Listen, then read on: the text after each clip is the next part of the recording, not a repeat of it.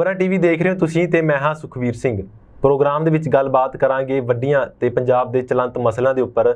ਇਹਨਾਂ ਖਬਰਾਂ ਤੇ ਚਰਚਾ ਲਈ ਮੇਰੇ ਨਾਲ ਮੌਜੂਦ ਰਹਿਣਗੇ ਮੇਰੇ ਸਹਿਯੋਗੀ ਪੱਤਰਕਾਰ ਧਰਵੰਤ ਸਿੰਘ ਘੁਮਾਣ। ਸਭ ਤੋਂ ਪਹਿਲਾਂ ਉਹਦਾ ਸਵਾਗਤ ਕਰ ਲੈਂਦੇ ਹਾਂ। ਧਰਵੰਤ ਜੀ ਸਵਾਗਤ ਹੈ। ਸਤਿ ਸ਼੍ਰੀ ਅਕਾਲ ਭਾਈ ਜੀ। ਧਰਵੰਤ ਜੀ, ਜਿਵੇਂ ਕਿ ਅੱਜ ਸੰਯੁਕਤ ਕਿਸਾਨ ਮੋਰਚੇ ਦੇ ਵੱਲੋਂ ਸੰਪੂਰਨ ਕ੍ਰਾਂਤੀ ਦਿਵਸ ਦਾ ਸੱਦਾ ਦਿੱਤਾ ਗਿਆ, ਕਿਸਾਨ ਕਾਨੂੰਨਾਂ ਦੀਆਂ ਕਾਪੀਆਂ ਸਾੜ ਕੇ ਪ੍ਰਦਰਸ਼ਨ ਕਰ ਰਹੇ ਨੇ, ਕਿਵੇਂ ਦੇਖਦੇ ਬਾਈ ਜੀ? ਜਿਵੇਂ ਕਿ ਅੱਜ ਸਮੁੱਚੇ ਕਿਸਾਨ ਮੋਰਚੇ ਕੰਨਿਓ ਜਿਹੜੇ ਕਿਸਾਨ ਨੇ ਉਹਨਾਂ ਨੂੰ ਸੱਦਾ ਦਿੱਤਾ ਗਿਆ ਸੀ ਕਿ ਜਿਹੜੇ ਪੂਰੇ ਮਤਲਬ ਦੇਸ਼ ਭਰ ਦੇ ਵਿੱਚ ਜਿਹੜੇ ਕਿਸਾਨ ਨੇ ਕਿ ਉਹ ਇਹਨਾਂ ਕਾਨੂੰਨਾਂ ਦੀਆਂ ਕਾਪੀਆਂ ਸਾੜਨਗੇ।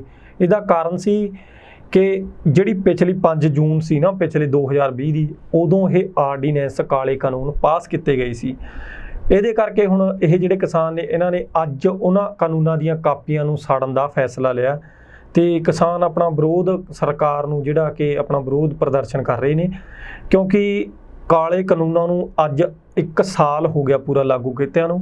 ਉਸ ਤੋਂ ਬਾਅਦ ਹੁਣ ਜਿਹੜੇ ਕਿਸਾਨ ਨੇ ਉਹ ਕਿਸਾਨ ਮਤਲਬ ਕਿ ਲਗਾਤਾਰ ਵਿਰੋਧ ਕਰ ਰਹੇ ਨੇ, ਪਰ ਸਰਕਾਰ ਨੂੰ ਹੁਣ ਤੱਕ ਇਹ ਗੱਲ ਸਮਝ ਨਹੀਂ ਆਈ ਕਿ ਜਿਹੜੇ ਇਹ ਕਿਸਾਨ ਨੇ ਇਹ ਇਸ ਕਾਨੂੰਨ ਦੇ ਨਹੀਂ ਚਾਹੁੰਦੇ। ਇਹ ਕਾਨੂੰਨ, ਇਹ ਕਿਸਾਨਾਂ ਨੂੰ ਇਹਨਾਂ ਕਾਨੂੰਨਾਂ ਦੀ ਜ਼ਰੂਰਤ ਨਹੀਂ ਹੈ। ਸਰਕਾਰ ਕਿਸਾਨਾਂ ਗੈਲ ਧੱਕਾ ਕਰ ਰਹੀ ਹੈ, ਕਿਸਾਨਾਂ ਦੇ ਨਾਲ ਸਰਕਾਰ ਧੱਕਾ ਕਰ ਰਹੀ ਆ। ਗੱਲ ਕੀ ਹੈ ਕਿ ਜਦੋਂ ਦੇ ਇਹ ਕਾਨੂੰਨ ਲਾਗੂ ਹੋਏ ਨੇ ਕਿਸਾਨਾਂ ਵੱਲੋਂ ਲਗਾਤਾਰ ਵਿਰੋਧ ਕੀਤਾ ਜਾ ਰਿਹਾ। ਵਿਰੋਧ ਕਰਨ ਦਾ ਕਾਰਨ ਕੀ ਆ? ਕਿਉਂਕਿ ਪਹਿਲਾਂ ਕਿਸਾਨ ਇਹ ਕਾਨੂੰਨ, ਜਿਹੜੀ ਆਪਣੀ ਸਰਕਾਰ ਹੈ, ਇਹ ਕਾਨੂੰਨ ਯੂਪੀ ਬਿਹਾਰ ਦੇ ਵਿੱਚ ਲਾਗੂ ਕਰਕੇ ਦੇਖ ਚੁੱਕੀ ਹੈ, ਜਿਹੜਾ ਕਿ ਇਹ ਜਿਹੜਾ ਸਿਸਟਮ ਆ ਫੇਲ ਹੋ ਚੁੱਕਿਆ। ਯੂਪੀ ਬਿਹਾਰ ਦੇ ਵਿੱਚ, ਯੂਪੀ ਦੇ ਵਿੱਚ ਖਾਸ ਕਰ ਇਹ ਸਿਸਟਮ ਲਾਗੂ ਕੀਤਾ ਸੀ, ਉੱਥੇ ਫੇਲ ਹੋ ਚੁੱਕਿਆ। ਤੁਸੀਂ ਯੂਪੀ ਦੇ ਕਿਸਾਨਾਂ ਨਾਲ ਗੱਲ ਕਰਕੇ ਦੇਖੋ, ਯੂਪੀ ਦੇ ਕਿਸਾਨ ਦੱਸਦੇ ਨੇ ਜੇਕਰ ਉਹਨਾਂ ਨੂੰ ਆਪਣੀਆਂ ਫਸਲਾਂ ਵੇਚਣੀਆਂ ਪੈਂਦੀਆਂ ਨੇ ਤਾਂ ਉਹ ਜਿਹੜੇ ਆੜ੍ਹਤੀਏ ਹੁੰਦੇ ਨੇ, ਆੜ੍ਹਤੀਆਂ ਦੇ ਮੁਨੀਮ ਹੁੰਦੇ ਨੇ, ਮੁਨੀਮਾਂ ਨੂੰ ਆਪਣੀ ਫਸਲ ਵੇਚਣ ਵਾਸਤੇ ਉਹ 1000 2,000 ਰੁਪਇਆ ਰਿਸ਼ਵਤ ਦਿੰਦੇ ਨੇ ਕਿ ਸਾਡੀ ਜਿਹੜੀ ਫਸਲ ਹੈ ਉਹਦਾ ਮੁੱਲ ਤੁਸੀਂ 2,000 ਰੁਪਇਆ ਵਧਵਾ ਦਿਓ, ਕੁਆਂਟਲ ਦੇ ਨਾਲ ਇੰਨੇ ਵੱਧ ਜਾ, ਸਾਡੇ ਮਤਲਬ ਕਿ 100-200 ਵੱਧ ਜਾਣਗੇ ਤਾਂ ਉਹਦੇ ਨਾਲ ਸਾਡਾ 2,000-4,000 ਦਾ ਫਾਇਦਾ ਹੋ ਜਾਊਗਾ। ਉਹ ਰਿਸ਼ਵਤ ਦੇ ਕੇ ਵਧਵਾਉਣੀ ਪੈਂਦੀ ਹੈ ਉਹਨਾਂ ਨੂੰ। ਹਾਲਾਤ ਇਸ ਤਰ੍ਹਾਂ ਦੇ ਬਣੇ ਪਏ ਨੇ। ਜੇਕਰ ਹੁਣ ਆਪਾਂ ਪੰਜਾਬ ਦੀ ਗੱਲ ਕਰੀਏ, ਜੇ ਪੰਜਾਬ 'ਚ ਇਹ ਕਾਨੂੰਨ ਉਸੇ ਤਰ੍ਹਾਂ ਪੰਜਾਬ ਹਰਿਆਣੇ 'ਚ ਲਾ ਲਓ, ਇਹ ਕਾਨੂੰਨ ਉਸੇ ਤਰ੍ਹਾਂ ਲਾਗੂ ਹੁੰਦੇ ਨੇ ਤਾਂ ਉਸ ਤੋਂ ਬਾਅਦ ਬਾਈ ਜੀ ਯੂਪੀ ਬਿਹਾਰ ਵਾਲਾ ਹਾਲ ਆਪਣੇ ਪੰਜਾਬ ਤੇ ਹਰਿਆਣੇ 'ਚ ਹੋ ਜਾਊਗਾ। ਇਸ ਕਰਕੇ ਹੁਣ ਕਿਸਾਨਾਂ ਨੂੰ ਇਸ ਗੱਲ ਦੀ ਪੂਰੀ ਤਰ੍ਹਾਂ ਸਮਝ ਹੈ ਕਿ ਇਹ ਜਿਹੜੇ ਕਾਨੂੰਨ ਨੇ ਸਾਡੇ ਖਿਲਾਫ ਨੇ। ਇਹ ਮਤਲਬ ਕਿ ਕਿਸਾਨਾਂ ਨੂੰ ਇੱਕ ਤਰ੍ਹਾਂ 605 ਦੇ ਵਿੱਚ ਪਾਇਆ ਗਿਆ ਕਿਸਾਨਾਂ ਨੂੰ ਕਿ ਤੁਹਾਡੇ ਵਾਸਤੇ ਫਾਇਦੇਮੰਦ ਨੇ, ਤੁਹਾਡੇ ਲਈ ਇਹ ਕਾਨੂੰਨ ਨੇ ਤੁਹਾਡੇ ਲਈ ਬਹੁਤ ਭਲੇ ਵਾਸਤੇ ਕੀਤੇ ਗਏ ਨੇ। ਪਰ ਇਹਨਾਂ 'ਚ ਭਲਾਈ ਕਿਤੇ ਵੀ ਮੈਨੂੰ ਤਾਂ ਨਜ਼ਰ ਨਹੀਂ ਆਉਂਦੀ। ਮੈਨੂੰ ਕਿ ਸਾਰੇ ਹੀ ਕਿਸਾਨਾਂ ਦਾ ਆਪਾਂ ਨੂੰ ਜਿੰਨਾ ਕਿ ਪਤਾ ਕਿ ਕਿਸਾਨ ਧਰਨੇ ਦੇ ਵਿੱਚ ਆਪਾਂ ਨੂੰ ਪਤਾ ਹੀ ਕਿੰਨੇ ਵੱਡੇ ਬੁੱਧੀਜੀਵੀ ਬੈਠੇ ਨੇ, ਦੁਕਾਨਦਾਰ ਬੈਠੇ ਨੇ, ਜਿਹੜੇ ਵਕੀਲ ਨੇ ਉਹ ਬੈਠੇ ਨੇ, ਡਾਕਟਰ ਤੱਕ ਬੈਠੇ ਨੇ, ਆਰਮੀ ਦੇ ਰਿਟਾਇਰਡ ਆਫੀਸਰ ਬੈਠੇ ਨੇ। ਉਹ ਸਾਰੇ ਐਡੇ ਮਤਲਬ ਕਿ ਇੰਨੇ ਨੇ ਐਕਸਪੀਰੀਅੰਸ ਲਾਈਫ ਦੇ ਚੱਕੇ ਫਿਰਦੇ ਨੇ, ਉਹ ਉੱਥੇ ਬੈਠੇ ਨੇ। ਉਹ ਸਰਕਾਰ ਨੂੰ ਇੰਨੇ ਲੋਕ, ਲੱਖਾਂ ਦੀ ਗਿਣਤੀ 'ਚ ਉਹ ਲੋਕ ਉੱਥੇ ਬੈਠੇ ਨੇ ਤੇ ਸਰਕਾਰ ਨੂੰ ਗੱਲ ਸਮਝਾਉਣ ਲੱਗੇ ਨੇ। ਪਰ ਮੋਦੀ ਇਕੱਲੇ ਦੇ ਖਾਨੇ 'ਚ ਇਹ ਗੱਲ ਨਹੀਂ ਵੜਦੀ ਕਿ ਇਹ ਕਾਨੂੰਨ ਜਿਹੜੇ ਕਿਸਾਨਾਂ ਵਾਸਤੇ ਮਾਰੂ ਕਾਨੂੰਨ ਨੇ। ਖਾਨੇ 'ਚ ਗੱਲ ਵੜਨ ਦੀ ਵੀ ਜੇ ਗੱਲ ਕਰੀਏ, ਖਾਨੇ 'ਚ ਗੱਲ ਬੜੀ ਹੋਈ ਹੈ, ਪਰ ਅਸਲ 'ਚ ਮੋਦੀ ਫਸਿਆ ਹੋਇਆ। ਮੋਦੀ ਨੂੰ ਕੀ ਆ? ਦੂਜੇ ਪਾਸੇ ਜੇ ਦੇਖੀਏ ਕਿ ਜਿਹੜੇ ਕਾਰਪੋਰੇਟ ਘਰਾਣੇ ਨੇ, ਜਦੋਂ ਮੋਦੀ ਨੇ ਹੁਣ ਪਿਛਲੀ ਵਾਰੀ ਇਲੈਕਸ਼ਨ ਜਿੱਤੇ ਸੀ ਤਾਂ ਕਾਰਪੋਰੇਟ ਘਰਾਣੇ ਕੀ ਕਰਦੇ ਨੇ? ਇਹਨਾਂ ਨੇਤਾਵਾਂ ਨੂੰ ਫੰਡ ਦਿੰਦੇ ਨੇ, ਨੇਤਾਵਾਂ ਦੀ ਸਹਾਇਤਾ ਕਰਦੇ ਨੇ ਤੇ ਨੇਤਾਵਾਂ ਨੂੰ ਬਦਲੇ 'ਚ ਵੀ ਕੁਛ ਨਾ ਕੁਛ ਦੇਣਾ ਪਊਗਾ ਨਾ। ਹੁਣ ਉਹ ਬਦਲੇ 'ਚ ਦੇਣ ਵਾਸਤੇ ਕੀ ਹੁੰਦਾ? ਉਹਨਾਂ ਕੋਲੇ ਆਪਣਾ ਕੋਈ ਪਰਸਨਲ ਤਾਂ ਕੁਛ ਦੇਣ ਤੋਂ ਰਹੇ। ਉਹ ਕੀ ਕਰਦੇ ਨੇ?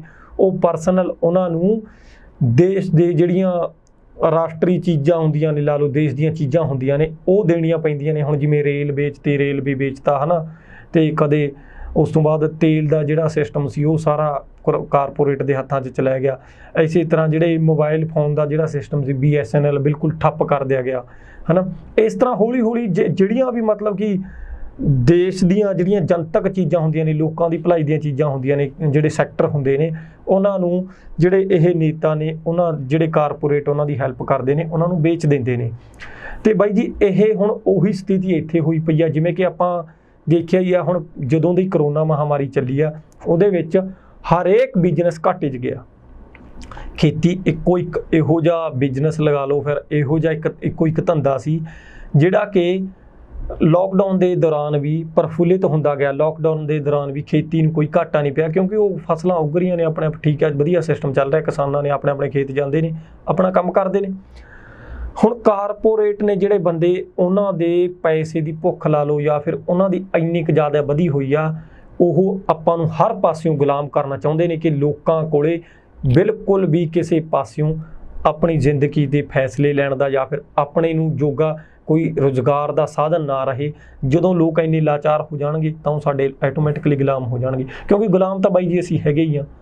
ਆਪਾਂ ਨੂੰ ਪਤਾ ਕਿ ਜਦੋਂ ਦਾ ਦੇਸ਼ ਆਜ਼ਾਦ ਹੋਇਆ ਉਸ ਤੋਂ ਬਾਅਦ ਵੀ ਲੋਕਾਂ ਨੂੰ ਹਾਲੇ ਤੱਕ ਆਜ਼ਾਦੀ ਨਾਲ ਕੋਈ ਸਪੀਚ ਦੇਣ ਦੀ ਆਜ਼ਾਦੀ ਨਹੀਂ। ਜੇ ਤੁਸੀਂ ਸਰਕਾਰਾਂ ਦੀ ਕਿਸੇ ਗਲਤ ਨੀਤੀ ਦਾ ਵਿਰੋਧ ਕਰਦੇ ਹੋ, ਜੇ ਤੁਸੀਂ ਸਰਕਾਰ ਦੇ ਕਿਸੇ ਮਾੜੇ ਕਾਨੂੰਨਾਂ ਦਾ ਵਿਰੋਧ ਕਰਦੇ ਹੋ ਤਾਂ ਤੁਸੀਂ ਦੇਸ਼ ਦਰੋਹੀ, UAPA ਦੀਆਂ ਧਾਰਾਂ ਲਾ ਕੇ ਤੁਹਾਨੂੰ ਜੇਲ੍ਹ 'ਚ ਸੁੱਟ ਦਿੱਤਾ ਜਾਂਦਾ। ਇਹੋ ਜਿਹੇ ਕਾਨੂੰਨ, UAPA ਵਰਗੇ ਇਹੋ ਜਿਹੇ ਕਾਨੂੰਨ ਬਣਾਏ ਗਏ ਨੇ ਜਿਨ੍ਹਾਂ ਦੀ ਕਿਤੇ ਕੋਈ ਸੁਣਵਾਈ ਵੀ ਨਹੀਂ, ਕੋਈ ਤੁਹਾਡੀ ਕੋਈ ਦਰਖਾਸਤ ਨਹੀਂ ਦਰਜ ਕਰੀ ਜਾਊਗੀ, ਕੋਈ ਸੁਣਵਾਈ ਨਹੀਂ, ਸਿੱਧਾ ਜੇਲ੍ਹ 'ਚ। ਹੁਣ ਜਦੋਂ ਇਹੋ ਜਿਹੇ ਕਾਨੂੰਨ ਸਾਡੇ ਦੇਸ਼ 'ਚ ਹੋਣਗੇ ਤਾਂ ਆਮ ਲੋਕਾਂ ਨੂੰ ਆਜ਼ਾਦੀ ਤੁਸੀਂ ਕਿੱਥੋਂ ਕਹਿ ਸਕਦੇ ਹੋ ਕਿ ਆਮ ਬੰਦੇ ਨੂੰ ਆਜ਼ਾਦੀ ਆ? ਜੇ ਆਮ ਬੰਦੇ ਨੂੰ ਆਜ਼ਾਦੀ ਹੋਵੇ ਤਾਂ ਆਮ ਬੰਦਾ ਖੁੱਲ੍ਹ ਕੇ ਆਪਣੀ ਗੱਲ ਸਰਕਾਰਾਂ ਦੇ ਅੱਗੇ, ਲੋਕਾਂ ਦੇ ਅੱਗੇ ਰੱਖ ਸਕਦਾ ਹੈ। ਆਮ ਬੰਦਾ ਆਪਣੀਆਂ ਜਿਹੜੀਆਂ ਮੰਗਾਂ ਨੇ ਉਹ ਸਰਕਾਰਾਂ ਤੋਂ ਮਨਵਾ ਸਕਦਾ। ਪਰ ਇੱਥੇ ਤਾਂ ਬਾਈ ਜੀ ਚੱਲਦਾ ਕੀ ਹੈ ਸਿਸਟਮ, ਆਪਾਂ ਨੂੰ ਸਾਰਿਆਂ ਨੂੰ ਪਤਾ। ਜੇ ਤੁਹਾਡੇ ਉੱਤੇ ਕੋਈ ਨੇਤਾ ਆ ਤਾਂ ਉਹ ਨੇਤਾ ਜੋ ਕੁਝ ਕਹੂਗਾ ਉਹ ਤੁਹਾਡੇ ਕਾਨੂੰਨ ਨੇ। ਉਹ ਜੇ ਆਮ ਬੰਦਾ ਆ, ਆਮ ਬੰਦੇ ਵਾਸਤੇ ਉਹ ਕਾਨੂੰਨ ਭੰਗ ਕਰਤੇ ਤਾਂ ਆਮ ਬੰਦੇ ਨੂੰ ਕੀ ਪਤਾ ਕਿੱਡੀ ਕੁ ਵੱਡੀ ਸਜ਼ਾ ਦਈ ਜਾਵੇ। ਪਰ ਜੇ ਕਿਸੇ ਨੇਤਾ ਨੇ ਕੋਈ ਕਾਨੂੰਨ ਭੰਗ ਕਰਦਾ, ਉਹਨੂੰ ਕੋਈ ਸਜ਼ਾ ਨਹੀਂ, ਉਹਦੇ ਠੀਕ ਆ ਫਾਰਮੈਲਿਟੀ ਲਈ ਉਹਦੇ 'ਤੇ ਕੇਸ ਦਰਜ ਹੋ ਜਾਊਗਾ, ਪਰ ਉਹਨਾਂ ਨੂੰ ਕੋਈ ਸਜ਼ਾਵਾਂ ਨਹੀਂ। ਆਪਾਂ ਦੇਖਦੇ ਹਾਂ ਅੱਜ ਮੈਨੂੰ ਪੰਜਾਬ ਦੇ ਕੀ ਪੂਰੇ ਇੰਡੀਆ ਦੇ ਸਿਸਟਮ ਦੇ ਵਿੱਚ ਦਿਖਾ ਦਿਓ ਕਿ ਕਿਹੜੇ ਨੇਤਾ ਨੇ ਜਿਨ੍ਹਾਂ ਦੇ ਉੱਤੇ ਕੋਈ ਨਾ ਕੋਈ ਕੇਸ ਨਹੀਂ ਚੱਲ ਰਿਹਾ। ਇੱਥੇ ਕਿ ਆਪਣੇ ਦੇਸ਼ ਦੇ ਵਿੱਚ ਅਜਿਹੇ ਨੇਤਾ ਵੀ ਨੇ ਜਿਨ੍ਹਾਂ 'ਤੇ ਰੇਪ ਤੱਕ ਦੇ, ਘਿਨਾਉਣੀਆਂ ਹਰਕਤਾਂ ਦੇ ਕੇਸ ਚੱਲਦੇ ਨੇ। ਇਹੋ ਜਿਹੇ ਕੇਸ ਚੱਲਦੇ ਜਦੋਂ ਆਪਾਂ ਦੇਖਦੇ ਹਾਂ ਕਿ ਇਹੋ ਜਿਹੇ ਨੇਤਾ, ਇਹੋ ਜਿਹੇ ਸਾਡੇ ਲੀਡਰ ਨੇ, ਤਾਂ ਫਿਰ ਉਹਨਾਂ ਨੂੰ ਆਪਾਂ ਕਿਸ ਤਰ੍ਹਾਂ ਮੰਨ ਸਕਦੇ ਹਾਂ ਵੀ ਚੰਗੇ ਲੀਡਰ ਕਿਸ ਤਰ੍ਹਾਂ ਕਹਿ ਸਕਦੇ ਹਾਂ? ਗੱਲ ਇਹ ਹੈ ਬਾਈ ਜੀ ਕਿ ਆਪਣੇ ਦੇਸ਼ ਦੇ ਵਿੱਚ ਆਮ ਬੰਦੇ ਦੇ ਵਿੱਚ ਤੇ ਨੇਤਾ ਦੇ ਵਿੱਚ ਬਹੁਤ ਵੱਡਾ ਫਰਕ ਆ। ਕਿਸੇ ਸਰਕਾਰੀ ਨੌਕਰ ਦੇ ਵਿੱਚ ਬਹੁਤ ਵੱਡਾ ਫਰਕ ਆ। ਪੁਲਿਸ ਦੀ ਗੱਲ ਕਰੀਏ ਜੇ ਆਪਾਂ, ਪੁਲਿਸ ਆਪਣੀ ਆਮ ਪੁਲਿਸ ਹੁੰਦੀ ਹੈ, ਦੂਜੇ ਦੇਸ਼ਾਂ ਦੇ ਵਿੱਚ ਲਗਾ ਲਓ, ਦੂਜੇ ਦੇਸ਼ਾਂ ਦੇ ਵਿੱਚ ਜਿਹੜੀ ਪੁਲਿਸ ਹੈ ਉਹਨੂੰ ਲੋਕ ਫਰੈਂਡਲੀ ਸਮਝਦੇ ਨੇ। ਪੁਲਿਸ ਨੂੰ ਜਿੱਥੇ ਕਿਤੇ ਬੰਦਾ ਕਿਸੇ ਪੁਲਿਸ ਦੇ ਕੋਲ ਖੜਾ ਹੋਊਗਾ ਜਾਂ ਕਿਸੇ ਦੇ ਕੋਲੇ ਪੁਲਿਸ ਹੋਊਗੀ ਤਾਂ ਲੋਕ ਸਿਕਿਉਰ ਫੀਲ ਕਰਦੇ ਨੇ ਆਪਣੇ। ਪਰ ਇੱਥੇ ਦੇ ਪੁਲਿਸ ਵਾਲੇ ਤਾਂ ਅੰਡੇ ਚੱਕਦੇ ਹੀ ਫੜੇ ਜਾਂਦੇ ਨੇ, ਸਬਜ਼ੀ ਵਾਲੇ ਦੀਆਂ ਲੱਤਾਂ ਵੀ ਮਾਰਦੇ ਨੇ। ਬਾਈ ਜੀ ਗੱਲ ਉਹੀ ਹੈ ਕਿ ਇੱਥੋਂ ਜੇ ਤੁਸੀਂ ਪੁਲਿਸ ਵਾਲਿਆਂ ਦੇ ਕੋਲ ਖੜੇ ਹੋ ਨਾ, ਉੱਥੇ ਤੁਹਾਨੂੰ ਮਹਿਸੂਸ ਹੋਊਗਾ ਕਿ ਹਾਂ ਬੰਦੇ ਦੀਆਂ ਲੱਤਾਂ ਕੰਬਣ ਲੱਗ ਜਾਂਦੀਆਂ ਨੇ, ਗਰੀਬ ਬੰਦੇ ਦੀਆਂ ਖੜੇ ਦੀਆਂ, ਕਿ ਪੁਲਿਸ ਵਾਲੇ ਕੋਲ ਖੜੇ ਆ। ਕਿਉਂਕਿ ਉਹਨਾਂ ਦੇ ਦਿਲ 'ਚ ਸਿਰਫ ਇੱਕੋ ਹੀ ਗੱਲ ਹੁੰਦੀ ਆ ਕਿ ਬਸ ਛੱਡ ਗਿਆ ਕਲੇਸ਼, ਕੁਛ ਨਾ ਕੁਛ ਦੇਣਾ ਪਊਗਾ, ਕੁਛ ਨਾ ਕੁਛ ਕਹਿਣਗੇ ਮੈਨੂੰ।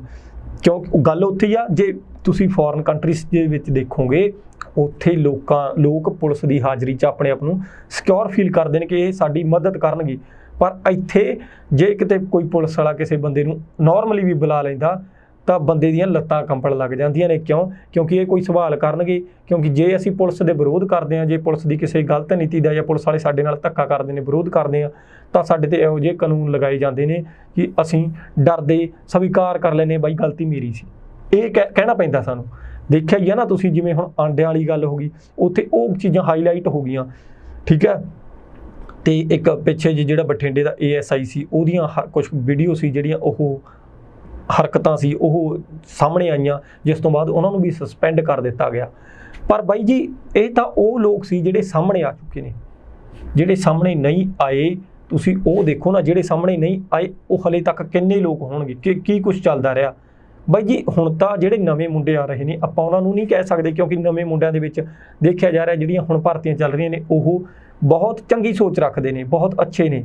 ਪਰ ਜਿਹੜੇ ਪੁਰਾਣੇ ਨੇ, ਪੁਰਾਣਾ ਸਿਸਟਮ ਇੰਨਾ ਕੁ ਜ਼ਿਆਦਾ ਸਾਡਾ ਵਿਗੜਿਆ ਹੋਇਆ, ਉਹਨਾਂ ਨੂੰ ਆਦਤਾਂ ਬਣੀਆਂ ਹੋਈਆਂ ਨੇ ਕਿ ਜੇ ਹੁਣ ਤੁਸੀਂ ਨਾ ਆਮ ਪਿੰਡਾਂ ਦੇ ਵਿੱਚ ਜਿਹੜੀਆਂ ਚੌਂਕੀਆਂ ਬਣੀਆਂ ਹੋਈਆਂ, ਪੁਲਿਸ ਚੌਂਕੀ ਕਹਿ ਦਿੰਦੇ ਆ, ਉੱਥੇ ਕਿਸੇ ਵੀ ਧਿਰ ਦੀ ਲੜਾਈ ਹੋ ਜੇ, ਇੱਕ ਐਗਜ਼ਾਮਪਲ ਹੈ ਕਿ ਕਿਸੇ ਦੋ ਧਿਰਾਂ ਦੀ ਲੜਾਈ ਹੋ ਗਈ, ਦੋ ਧਿਰਾਂ ਦੀ ਲੜਾਈ ਦੇ ਵਿੱਚ ਬਾਈ ਜੀ ਤੁਸੀਂ ਇਹ ਨਹੀਂ ਕਹਿ ਸਕਦੇ ਕਿ ਕਸੂਰ ਕਿਸ ਦਾ, ਜਿਹਦਾ ਕਸੂਰ ਉਸੇ ਦਾ ਨਿਕਲੂਗਾ ਜਿਹੜਾ ਗਰੀਬ ਬੰਦਾ ਜਿਹਦੀ ਪਹੁੰਚ ਨਹੀਂ ਹੈਗੀ। ਕਿਉਂਕਿ ਦੂਜੇ ਨੇ ਤਾਂ ਕਿਸੇ MLA ਤੋਂ ਫੋਨ ਕਰਾ ਦੇਣਾ, ਜਾਂ ਫਿਰ ਬਾਈ ਅੱਜ ਕੱਲ੍ਹ ਤੁਹਾਨੂੰ ਪਤਾ ਆ ਕਿ ਪੈਸਾ ਚੱਲਦਾ, ਪੈਸੇ ਨਾਲ ਤੁਸੀਂ ਕੀ ਨਹੀਂ ਖਰੀਦ ਸਕਦੇ। ਲੋਕੀ ਥਾਣੇ ਜਾਣ ਤੋਂ ਵੀ ਡਰਦੇ ਨੇ, ਉਹਨਾਂ ਨੂੰ ਲੱਗਦਾ ਵੀ ਜਿਹੜੇ ਉੱਥੇ ਮੁਲਾਜ਼ਮ ਬੈਠੇ ਨੇ ਸਾਡੇ ਤੋਂ ਰਿਸ਼ਵਤ ਲੈਣਗੇ। ਬਾਈ ਜੀ ਹੁੰਦਾ ਆ, ਕਿੰਨੇ ਪੁਲਿਸ ਵਾਲੇ ਫੜੇ ਜਾਂਦੇ ਨੇ, ਕਿੰਨੇ ਹੀ ਅੱਜ ਤੱਕ ਫੜੇ ਗਏ। ਤੇ ਤੁਸੀਂ ਕਿਤੇ ਵੀ ਵਗ ਜਾਓ ਅੱਜ, ਮਤਲਬ ਕਿ ਦੇਖੋ ਇੱਕ ਗੱਲ ਹੈ ਨਾ, ਪੁਲਿਸ ਵਾਲਿਆਂ ਦੀਆਂ ਵੀਡੀਓਜ਼ ਆਉਂਦੀਆਂ ਨੇ ਕਿ ਤੁਸੀਂ ਪੁਲਿਸ ਦੀ ਰਿਸਪੈਕਟ ਨਹੀਂ ਕਰਦੇ, ਤਾਂ ਤੁਸੀਂ ਪੁਲਿਸ 'ਚ ਆਪਣੇ ਬੱਚਿਆਂ ਨੂੰ ਭਰਤੀ ਨਾ ਕਰਿਓ, ਇਹ ਨਾ ਕਰਿਓ ਕਿ ਪੁਲਿਸ ਵਾਲੇ ਦੇ ਘਰ ਵਾਲੇ ਨਾਲ ਰਿਸ਼ਤਾ ਨਾ ਕਰਿਓ ਆਪਦੀ ਕੁੜੀ ਦਾ। ਪਰ ਦੂਜੇ ਪਾਸੇ ਇਸ ਪੱਖ ਨੂੰ ਦੇਖਿਆ ਜਾਵੇ ਕਿ ਪੁਲਿਸ ਦੇ ਪ੍ਰਤੀ ਲੋਕਾਂ ਦੇ ਵਿੱਚ ਇੰਨੀ ਨਫ਼ਰਤ ਕਿਉਂ ਨਫ਼ਰਤ ਪੈਦਾ ਕਰਨ ਦਾ ਕਾਰਨ ਕੀ ਹੈ, ਨਫ਼ਰਤ ਪੈਦਾ ਹੋਈ ਕਿਉਂ? ਕਿਉਂਕਿ ਬਾਈ ਜੀ ਕਿਤੇ ਨਾ ਕਿਤੇ ਜੇ ਕਿਸੇ ਪੁਲਿਸ ਵਾਲਿਆਂ ਦਾ ਅਕਸ਼ ਖਰਾਬ ਹੋਇਆ ਤਾਂ ਉਹ ਪੁਲਿਸ ਵਾਲਿਆਂ ਦੀਆਂ ਹਰਕਤਾਂ ਕਰਕੇ ਹੀ ਹੋਇਆ। ਹੁਣ ਤੁਸੀਂ ਆਮ ਦੇਖਿਆ ਕਿਤੇ ਨਾਕੇ ਦੇ ਉੱਤੇ ਪੁਲਿਸ ਵਾਲਾ ਜੇ ਬੰਦੇ ਨੂੰ ਰੋਕੂਗਾ, ਉਹ ਐ ਨਹੀਂ ਰੋਕਦੇ ਵੀ ਬੰਦੇ ਨੂੰ ਭਾਈ ਵੀਰ ਕਹਿ ਕੇ ਬੋਲਣਗੇ। ਜੇ ਬੰਦੇ ਨੇ ਸਰ ਜੀ ਕਹਿ ਕੇ ਵੀ ਗੱਲ ਕਰ ਰਿਹਾ ਤਾਂ ਪੁਲਿਸ ਵਾਲੇ ਦਾ ਐ ਨਹੀਂ ਪਤਾ ਕਿ ਅੱਗੋਂ ਉਹਨੂੰ ਗਾਲ ਕੱਢ ਦੇ। ਬਹੁਤ ਵਾਰੀ ਹੋਇਆ, ਆਪਾਂ ਨੇ ਦੇਖਿਆ ਵੀ ਆ ਕਿ ਪੁਲਿਸ ਵਾਲਾ ਅੱਗੇ ਤੋਂ ਗਾਲ ਕੱਢ ਦਿੰਦਾ, ਫਿਰ ਬੰਦਾ ਹੱਥੋਂ ਪਾਈ ਹੋ ਜਾਂਦਾ ਤੇ ਪੁਲਿਸ ਕਹਿ ਦਿੰਦੀ ਹੈ ਸਾਡੇ ਦੇ ਮੌਕੇ ਤੇ ਵਰਦੀ ਦੇ ਵਿੱਚ ਸਾਡੇ ਨਾਲ ਬਦਤਮੀਜ਼ੀ ਕੀਤੀ ਗਈ ਆ ਤੇ ਬੰਦੇ ਤੇ ਫੇਰ ਕਾਰਵਾਈ, ਬੰਦਾ ਉੱਥੇ ਫਸ ਗਿਆ। ਤਾਂ ਧੰਨਵਾਦ ਜੀ। ਦੁਆਰਾ ਕਿਸਾਨਾਂ ਦੇ ਮਸਲੇ ਤੇ ਆਈਏ ਤਾਂ ਜਿਹੜੀ ਇਹ ਸੱਦਾ ਦਿੱਤਾ ਗਿਆ ਸੀ, ਇਹੋ ਜਿਹੇ ਪ੍ਰੋਗਰਾਮ ਕਿਸਾਨਾਂ ਵੱਲੋਂ ਪਹਿਲਾਂ ਵੀ ਕੀਤੇ ਗਏ ਨੇ, ਪਰ ਕੇਂਦਰ ਸਰਕਾਰ ਦੇ ਕੰਨ ਤੇ ਜੂੰ ਸਰਕਦੀ ਦਿਖਦੀ ਨਹੀਂ। ਬਾਈ ਜੀ ਗੱਲ ਇਹ ਹੈ ਨਾ ਕਿ ਕੇਂਦਰ ਸਰਕਾਰ ਆ ਜਿਹੜੀ, ਹੁਣ ਮੋਦੀ ਸਰਕਾਰ ਆਪਾਂ ਸਿੱਧੇ ਤੌਰ ਤੇ ਕਹੀਏ ਕਿ ਮੋਦੀ ਸਰਕਾਰ ਉਹਨਾਂ ਕਾਨੂੰਨਾਂ ਨੂੰ ਰੱਦ ਨਾ ਕਰਨ ਦੇ ਪਿੱਛੇ ਮਜਬੂਰ ਹੋਈ ਪਈ ਆ। ਕਿਉਂਕਿ ਮੋਦੀ ਸਰਕਾਰ ਦਾ ਮੈਂ ਪਹਿਲਾਂ ਹੀ ਤੁਹਾਨੂੰ ਗੱਲ ਦੱਸੀ ਵੀ ਕਾਰਪੋਰੇਟ ਘਰਾਣੇ ਨੇ, ਉਹ ਹੈਲਪ ਕਰਦੇ ਨੇ ਵੋਟਾਂ ਦੇ ਵਿੱਚ। ਇਹਨਾਂ ਦੀ ਵੋਟਾਂ ਤੇ ਜਦੋਂ ਅਗਲਾ ਕੋਈ ਫਿਰ ਕੁਛ ਉਹਦੇ ਬਦਲੇ ਵੀ ਲੈਂਦਾ, ਬਦਲੇ 'ਚ ਇਹਨਾਂ ਨੂੰ ਕੁਛ ਨਾ ਕੁਛ ਦੇਣਾ ਪੈਂਦਾ। ਉਹੀ ਖੇਤੀ ਮੈਂ ਤੁਹਾਨੂੰ ਦੱਸਿਆ ਵੀ ਇੱਕੋ ਜਿਹਾ ਹੀ ਧੰਦਾ ਸੀ ਜਿਹੜਾ ਕਿ ਲੋਕਡਾਊਨ ਦੇ ਵਿੱਚ ਵੀ ਫਾਇਦੇ ਦੇ ਵਿੱਚ ਜਾ ਰਿਹਾ ਸੀ, ਤਾਂ ਕਾਰਪੋਰੇਟ ਨੇ ਸੋਚਿਆ ਕਿ ਕਿਉਂ ਨਾ ਹੁਣ ਖੇਤੀ ਆ ਜਿਹੜੀ ਉਹਨੂੰ ਵੀ ਹਥਿਆ ਲਿਆ ਜਾਵੇ। ਉਹਨਾਂ ਨੇ ਮੋਦੀ ਨੂੰ ਸਿਫਾਰਿਸ਼ ਕੀਤੀ ਵੀ ਇਸ ਤਰ੍ਹਾਂ ਕਰਕੇ ਵੀ ਕੁਛ ਨਾ ਕੁਛ ਕੋਈ ਹੱਲ ਕੱਢੋ ਕਿ ਜਿਹੜੇ ਖੇਤ ਨੇ ਉਹ ਵੀ ਸਾਡੇ ਹੋ ਜਾਣ। ਤੇ ਮੋਦੀ ਸਰਕਾਰ ਨੇ ਆਹ ਕਾਲੇ ਕਾਨੂੰਨ ਮਤਲਬ ਕਿ ਜਾਰੀ ਕਰਤੇ। ਲੋਕਾਂ ਨੂੰ ਪਤਾ ਹੈ ਕਿ ਅਸੀਂ ਕਾਰਪੋਰੇਟ ਘਰਾਣਿਆਂ ਦੇ ਗੁਲਾਮ ਹੋ ਜਾਵਾਂਗੇ ਜੇਕਰ ਇਸ ਤਰ੍ਹਾਂ ਦਾ ਮਤਲਬ ਇਹ ਕਾਨੂੰਨ ਰੱਦ ਨਾ ਕੀਤੇ ਗਏ। ਪਰ ਮੋਦੀ ਸਰਕਾਰ ਬਾਰ-ਬਾਰ ਬੱਚਿਆਂ ਵਾਂਗੂ ਕਿਸਾਨਾਂ ਨੂੰ ਭੁਲਾਉਣ ਤੇ ਲੱਗੀ ਹੋਈ ਹੈ ਕਿ ਤੁਸੀਂ ਇੱਕ ਵਾਰੀ ਲਾਗੂ ਕਰਕੇ ਦੇਖ ਲਓ, ਤੁਸੀਂ ਇੱਕ ਵਾਰੀ ਐਂ ਕਰਕੇ ਦੇਖ ਲਓ। ਕਹਿੰਦੇ ਵੀ ਅਸੀਂ ਲੋਕਾਂ ਦਾ ਭਲਾ ਕਰ ਰਹੇ ਹਾਂ। ਮੋਦੀ ਸਰਕਾਰ ਨੂੰ ਮੈਨੂੰ ਇੱਕ ਗੱਲ ਸੋਚ ਕੇ ਦੇਖੋ ਬਾਈ ਜੀ, ਜੇ ਤੁਸੀਂ ਇੰਨਾ ਲੋਕਾਂ ਦਾ ਭਲਾ ਕਰਨਾ ਚਾਹੁੰਦੇ ਹੋ, ਜੇ ਤੁਸੀਂ ਕਿਸਾਨਾਂ ਦੇ ਨਾਲ ਇੰਨਾ ਹੀ ਭਲਾ ਚਾਹੁੰਦੇ ਹੋ, ਤੁਸੀਂ ਸਵਾਮੀਨਾਥਨ ਰਿਪੋਰਟ ਲਾਗੂ ਕਰ ਦਿਓ। ਬਾਈ ਜੀ ਭੁੱਖ ਲੱਗੀ ਹੈ ਤੁਹਾਨੂੰ, ਭੁੱਖ ਦੇ ਵਿੱਚ ਹੁਣ ਤੁਹਾਨੂੰ ਇੱਕ ਗੱਲ ਆ, ਰੋਟੀ ਦੀ ਭੁੱਖ ਲੱਗੀ ਹੈ ਤੁਹਾਨੂੰ, ਮੈਂ ਕਹਿੰਦਾ ਵੀ ਆਈਸਕ੍ਰੀਮ ਖਾ ਲੈ। ਤੁਸੀਂ ਆਈਸਕ੍ਰੀਮ ਖਾ ਲਓਗੇ? ਆਈਸਕ੍ਰੀਮ ਖਾ ਕੇ ਕਿੰਨਾ ਕੁ ਟਾਈਮ ਕੱਟ ਲਓਗੇ? ਦੂਜੇ ਪਾਸੇ ਗੱਲ ਇਹ ਹੈ ਨਾ ਕਿ ਸਾਨੂੰ ਜੇ ਲੋੜ ਤਾਂ ਹੈਗੀ ਆ ਸਵਾਮੀਨਾਥਨ ਰਿਪੋਰਟ ਦੀ, ਸਾਨੂੰ ਸਵਾਮੀਨਾਥਨ ਰਿਪੋਰਟ ਦੇ ਦਿਓ। ਤੁਸੀਂ ਕਹਿੰਦੇ ਹੋ ਅਸੀਂ ਇਹ ਕਾਨੂੰਨਾਂ ਗੱਲ ਤੁਹਾਡਾ ਭਲਾ ਕਰਾਂ, ਇਹ ਕਾਨੂੰਨ ਸਾਨੂੰ ਚਾਹੀਦਾ ਹੀ ਨਹੀਂ। ਇਹ ਤਾਂ ਧੱਕੇ ਨਾਲ ਖਿਲਾਈ ਜਾ ਰਹੀ ਆਈਸਕ੍ਰੀਮ ਆ ਜਿਹੜੀ ਕਿ ਅਸੀਂ ਖਾਣਾ ਨਹੀਂ ਚਾਹੁੰਦੇ। ਜੇ ਤੁਸੀਂ ਸਾਨੂੰ ਖਿਲਾਉਣਾ ਚਾਹੁੰਦੇ ਹੋ ਤੇ ਰੋਟੀ ਖਿਲਾਓ, ਮਤਲਬ ਕਿ ਜਿਹੜੇ ਸਵਾਮੀਨਾਥਨ ਰਿਪੋਰਟ ਆ ਉਹ ਸਾਡੇ ਲਈ ਲੈ ਕੇ ਆਓ, ਜਿਹੜੇ ਕਿ ਕਿਸਾਨਾਂ ਦੇ ਫਾਇਦੇ ਲਈ ਆ, ਕਿਸਾਨ ਮੰਨ ਰਹੇ ਨੇ, ਠੀਕ ਆ ਨਾ। ਤੇ ਮੋਦੀ ਸਰਕਾਰ ਹੁਣ ਕਰ ਕਿਉਂ ਨਹੀਂ ਰਹੀ ਇਹ ਕਾਨੂੰਨ ਵਾਪਸ? ਸਵਾਲ ਤੁਹਾਡਾ ਜੇ ਆਪਾਂ ਉੱਥੇ ਹੀ ਲੈ ਕੇ ਚੱਲੀਏ ਕਿ ਕਰਨ ਦਾ ਕਾਰਨ ਇਹ ਹੈ ਕਿ ਹੁਣ ਕਾਰਪੋਰੇਟ ਘਰਾਣਿਆਂ ਤੋਂ ਬਈ ਜਿਹੜਾ ਪੈਸਾ ਲੈ ਕੇ ਵੋਟਾਂ ਦੇ ਵਿੱਚ ਲਾ ਚੁੱਕੇ ਆ, ਚੋਣਾਂ ਦੇ ਵਿੱਚ ਵਰਤ ਚੁੱਕੇ ਆ, ਹੁਣ ਉਹਨਾਂ ਦੀ ਰਿਟਰਨ ਕੁਛ ਨਾ ਕੁਛ ਤਾਂ ਦੇਣੀ ਪਊਗੀ। ਉਹ ਰਿਟਰਨ ਹੁਣ ਉਹ ਸਾਰਾ ਸਿਸਟਮ ਬਾਕੀ ਦਾ ਵੇਚੇ ਹੋਏ ਨੇ। ਹੁਣ ਖੇਤੀ ਦਾ ਧੰਦਾ ਰਹਿ ਗਿਆ ਸੀ ਜਿਹੜਾ ਵੇਚਣਾ ਸੀ, ਪਰ ਖੇਤੀ ਹੈ ਜਿਹੜੀ ਹੁਣ ਉਹ ਕਿਸਾਨ ਅੜ ਕੇ ਖੜ ਗਏ। ਕਿਸਾਨ ਕਹਿੰਦੇ ਵੀ ਅਸੀਂ ਨਹੀਂ ਵੇਚਣ ਦੇਣੀ, ਹੈ ਨਾ, ਆਪਣੀਆਂ ਫਸਲਾਂ ਆਪਣੀਆਂ ਜ਼ਮੀਨਾਂ ਜਿਹੜੇ ਉਹ ਅਸੀਂ ਨਹੀਂ ਕਿਸੇ ਕਾਰਪੋਰੇਟ ਘਰਾਣੇ ਨੂੰ ਦੇਣੀਆਂ, ਕਿਉਂਕਿ ਗੁਲਾਮ ਤਾਂ ਅਸੀਂ ਪਹਿਲਾਂ ਹੀ ਹਾਂ। ਜੇ ਅਸੀਂ ਇਹ ਚੀਜ਼ ਵੀ ਦੇਤੀ ਤਾਂ ਅਸੀਂ ਆਪਣੇ ਖੇਤਾਂ ਦੇ ਵਿੱਚ ਹੀ ਮਜ਼ਦੂਰ ਬਣ ਕੇ ਰਹਿ ਜਾਾਂਗੇ। ਆਪਣੇ ਹੀ ਖੇਤਾਂ ਦੇ ਵਿੱਚ ਉਹੀ ਗੱਲ ਆ, ਟਿਫਨ ਚੱਕ ਕੇ ਜਾਇਆ ਕਰਾਂਗੇ, ਦਿਹਾੜੀ ਕਰਕੇ ਸ਼ਾਮ ਨੂੰ ਘਰੇ। ਇਹ ਹਾਲਤ ਸਾਡੀ ਹੋ ਜਾਣੀ ਆ। ਕਿਸਾਨਾਂ ਨੂੰ ਚੰਗੀ ਤਰ੍ਹਾਂ ਪਤਾ ਹੈ ਕਿ ਇਹ ਕਾਨੂੰਨ ਸਾਡੇ ਲਈ ਕਿਸ ਤਰ੍ਹਾਂ ਨੇ ਤੇ ਸਾਡਾ ਫਿਊਚਰ ਕੀ ਹੋਊਗਾ। ਇਸ ਕਰਕੇ ਕਿਸਾਨ ਵਿਰੋਧ ਕਰ ਰਹੇ ਨੇ। ਮੰਨਣ ਲਈ ਕਿਸਾਨ ਵੀ ਨਹੀਂ ਰਾਜੀ ਕਿ ਹਾਂ ਕਿ ਅਸੀਂ ਇਹਨਾਂ ਕਾਨੂੰਨਾਂ ਨੂੰ ਮੰਨ ਲਈਏ। ਕਿਸਾਨਾਂ ਨੂੰ ਪਤਾ ਕਿ ਸਾਡੀ ਜ਼ਿੰਦਗੀ, ਸਾਡੀਆਂ ਫਸਲਾਂ ਤੇ ਨਸਲਾਂ ਬਾਈ ਜੀ ਦੋਵੇਂ ਖਤਮ ਹੋ ਜਾਣਗੀਆਂ ਜੇਕਰ ਇਹ ਕਾਨੂੰਨ ਲਾਗੂ ਹੋ ਗਏ। ਤੇ ਦੂਜੇ ਪਾਸੇ ਮੋਦੀ ਸਰਕਾਰ ਆ ਉਹ ਬੇਲਣੇ 'ਚ ਬਾਂਹ ਆਈ ਪਈ ਆ ਮੋਦੀ ਦੀ, ਤਾਂ ਕਿ ਜੇ ਤਾਂ ਇਹ ਕਾਨੂੰਨ ਲਾਗੂ ਕਰਦਾ ਤਾਂ ਬਾਈ ਉਹਨਾਂ ਨੂੰ ਐ ਆ ਵੀ ਇੱਧਰੋਂ ਕਿਸਾਨ ਵਿਰੋਧ ਕਰ ਰਹੇ ਨੇ, ਬਹੁਤ ਵੱਡੇ ਪੱਧਰ ਤੇ ਵਿਸ਼ਵ ਪੱਧਰ ਤੇ ਵਿਰੋਧ ਹੋਇਆ ਪਿਆ ਇਸ ਟਾਈਮ, ਕਿਉਂਕਿ ਬਾਹਰਲੇ ਦੇਸ਼ਾਂ 'ਚ ਵੀ ਕਿਸਾਨਾਂ ਦੀ ਜਿਹੜੀ ਬਹੁਤ ਜ਼ਿਆਦਾ ਜਿਹੜੀ ਸਮਰਥਨ ਕੀਤਾ ਜਾ ਰਿਹਾ। ਤੇ ਦੂਜੇ ਪਾਸੇ ਜੇ ਉਹ ਕਾਨੂੰਨ ਲਾਗੂ ਨਹੀਂ ਕਰਦੇ ਤਾਂ ਫਿਰ ਕਾਰਪੋਰੇਟ ਘਰਾਣਿਆਂ ਨੂੰ ਜਵਾਬ ਦੇਣਾ ਔਖਾ ਪਿਆ। ਇਸ ਤਰ੍ਹਾਂ ਫਿਰ ਜਿਹੜੇ ਮੋਦੀ ਸਾਹਿਬ ਨੇ ਉਹਨਾਂ ਦਾ ਮਤਲਬ ਬੇਬਸ ਹੋਏ ਪਏ ਨੇ। ਪਰ ਹੁਣ ਦੇਖਣ ਵਾਲੀ ਸਥਿਤੀ ਆ ਕਿ ਜਿਹੜੇ ਕਿਸਾਨ ਨੇ ਉਹ ਲਗਾਤਾਰ ਧਰਨੇ ਰੋਸ ਪ੍ਰਦਰਸ਼ਨ ਕਰ ਰਹੇ ਨੇ। ਕੁਛ ਨਾ ਕੁਛ ਸਾਡੀ ਸੂਬਾ ਸਰਕਾਰ 'ਤੇ ਤਾਂ ਫਰਕ ਪਿਆ, ਕਿਉਂਕਿ ਸੂਬਾ ਸਰਕਾਰ ਹੁਣ ਇਹ ਤਾਂ ਕਹਿਣ ਲੱਗ ਪਈ ਕਿ ਹਾਂ ਅਸੀਂ ਕਿਸਾਨਾਂ ਦੇ ਨਾਲ ਆ, ਪਰ ਫਿਰ ਵੀ ਕਿਸਾਨਾਂ ਦਾ ਜੇ ਇਹੋ ਜਿਹੇ ਧਰਨੇ ਲਗਾਏ ਜਾਂਦੇ ਨੇ ਜਾਂ ਫਿਰ ਰੋਸ ਪ੍ਰਦਰਸ਼ਨ ਕੀਤੇ ਜਾਂਦੇ ਨੇ, ਸੂਬਾ ਸਰਕਾਰਾਂ ਵੱਲੋਂ ਵਿਰੋਧ ਕੀਤਾ ਹੀ ਜਾਂਦਾ ਭਾਈ ਜੀ। ਤਾਂ ਗੱਲ ਹੁਣ ਪੰਜਾਬ ਕਾਂਗਰਸ ਦੀ ਕਰ ਲਈਏ। ਪੰਜਾਬ ਕਾਂਗਰਸ 'ਚ ਕਾਟੋ ਕਲੇਸ਼ ਛਿੜਿਆ, ਮੰਤਰੀ ਦੇ ਵਿਧਾਇਕਾਂ ਨੇ ਮੁੱਖ ਮੰਤਰੀ ਖਿਲਾਫ ਮੋਰਚਾ ਖੋਲ੍ਹਿਆ। ਹਾਈਕਮਾਨ ਨੇ 3 ਮੈਂਬਰੀ ਕਮੇਟੀ ਬਣਾਈ ਤਾਂ ਕਿ ਮਸਲੇ ਨੂੰ ਸੁਲਝਾਇਆ ਜਾਵੇ। ਹਾਈਕਮਾਨ ਕਮੇਟੀ ਨੇ ਸਾਰੇ ਮੰਤਰੀ ਦੇ ਵਿਧਾਇਕਾਂ ਨਾਲ ਮੀਟਿੰਗ ਕੀਤੀ, ਐਮਪੀਆਂ ਨਾਲ ਮੀਟਿੰਗ ਕੀਤੀ, ਉਸ ਤੋਂ ਬਾਅਦ ਮੁੱਖ ਮੰਤਰੀ ਨਾਲ ਕੀਤੀ। ਤਾਂ ਹੁਣ ਸੂਤਰ ਇਹ ਕਹਿ ਰਹੇ ਨੇ ਕਿ 2022 'ਚ ਕੈਪਟਨ ਅਮਰਿੰਦਰ ਸਿੰਘ ਹੀ ਮੁੱਖ ਮੰਤਰੀ ਦਾ ਚਿਹਰਾ ਰਹਿਣਗੇ। ਦੇਖੋ ਬਾਈ ਜੀ, ਜਿਹੜਾ ਇਹ ਕਾਂਗਰਸ 'ਚ ਕਾਟੋ ਕਲੇਸ਼ ਅਸਲ 'ਚ ਸ਼ੁਰੂ ਹੋਇਆ, ਇਹਦੇ ਪਿੱਛੇ ਕਾਰਨ ਕੀ ਸੀ, ਇਸ ਚੀਜ਼ ਨੂੰ ਸਮਝਣ ਦੀ ਲੋੜ ਹੈ। ਇਹਦੇ ਪਿੱਛੇ ਕਾਰਨ ਸੀ ਕਿ ਬੇਅਦਬੀ ਦਾ ਮੁੱਦਾ ਜਿਹੜਾ ਉਹ ਸਿੱਧੂ ਵੱਲੋਂ ਚੱਕਿਆ ਗਿਆ। ਸਿੱਧੂ ਨੇ, ਹਾਲਾਂਕਿ ਨਵਜੋਤ ਸਿੰਘ ਸਿੱਧੂ ਤੇ ਕੈਪਟਨ ਅਮਰਿੰਦਰ ਸਿੰਘ ਦੇ ਵਿਚਾਲੇ ਪੰਜਾਬ ਦੀ ਪ੍ਰਧਾਨਗੀ ਨੂੰ ਲੈ ਕੇ ਕਿ ਨਵਜੋਤ ਸਿੰਘ ਸਿੱਧੂ ਪੰਜਾਬ ਦਾ ਪ੍ਰਧਾਨ ਬਣਨਾ ਚਾਹੁੰਦਾ, ਇਸ ਗੱਲ ਨੂੰ ਲੈ ਕੇ ਪਹਿਲਾਂ ਵੀ ਤਕਰਾਰਬਾਜ਼ੀ ਹੋ ਚੁੱਕੀ ਆ। ਪਰ ਦੁਬਾਰਾ ਜਦੋਂ ਨਵਜੋਤ ਸਿੰਘ ਸਿੱਧੂ ਨੇ ਬੇਅਦਬੀ ਦਾ ਮੁੱਦਾ ਚੱਕਿਆ, ਪਿੰਡ ਜਵਾਹਰ ਸਿੰਘ ਵਾਲਾ ਦੇ ਵਿੱਚ ਜਾ ਕੇ ਸਿੱਧੀ ਬਿਆਨਬਾਜ਼ੀ ਕੀਤੀ ਕਿ ਜਿਹੜੀ ਸਰਕਾਰ ਹੈ ਉਹ ਲੋਕਾਂ ਨੂੰ ਇਨਸਾਫ ਨਹੀਂ ਦੇ ਸਕੀ ਹੁਣ ਤੱਕ, ਤੇ ਉਸ ਤੋਂ ਬਾਅਦ ਜਿਹੜਾ ਫਿਰ ਕੈਪਟਨ ਅਮਰਿੰਦਰ ਸਿੰਘ ਦੀਆਂ ਤੇ ਸਿੱਧੂ ਦੇ ਵਿਚਕਾਰੇ ਤਲਖੀਆਂ ਵਧਣੀਆਂ ਸ਼ੁਰੂ ਹੋ ਗਈਆਂ। ਹੁਣ ਗੱਲ ਇੱਥੇ ਆਉਂਦੀ ਹੈ ਕਿ ਜਦੋਂ ਸਿੱਧੂ ਨੇ ਇਹ ਮੁੱਦਾ ਚੁੱਕਿਆ ਸੀ ਤਾਂ ਉਸ ਤੋਂ ਬਾਅਦ ਹੌਲੀ ਬਾਕੀ ਵਿਧਾਇਕ ਨੇ ਜਿਹੜੇ ਉਹ ਵੀ ਨਵਜੋਤ ਸਿੰਘ ਸਿੱਧੂ ਦੇ ਨਾਲ ਲੱਗਣੇ ਸ਼ੁਰੂ ਹੋ ਗਏ। ਪ੍ਰਤਾਪ ਸਿੰਘ ਬਾਜਵਾ ਤੇ ਜਿਹੜੇ ਪ੍ਰਗਟ ਸਿੰਘ ਉਹ ਇਕੱਠੇ ਹੋ ਕੇ ਮਤਲਬ ਕਿ ਇਸ ਮੁੱਦੇ ਤੇ ਲੜਨ ਲੱਗ ਪਏ। ਸਥਿਤੀ ਕੀ ਬਣ ਗਈ ਕਿ ਕਾਂਗਰਸ ਦੇ 2 ਧੜੇ ਖੜੇ ਹੋ ਗਏ। ਪਹਿਲਾ ਧੜਾ ਕੈਪਟਨ ਦਾ ਸੀ, ਕੈਪਟਨ ਦੇ ਸਮਰਥਕਾਂ ਦਾ ਸੀ। ਦੂਜਾ ਧੜਾ ਜਿਹੜਾ ਕਿ ਬੇਅਦਬੀ ਦੇ ਮੁੱਦੇ ਨੂੰ ਲੈ ਕੇ ਲਗਾਤਾਰ ਆਪਣੀ ਹੀ ਸਰਕਾਰ ਤੇ ਸਵਾਲ ਚੱਕ ਰਿਹਾ ਸੀ।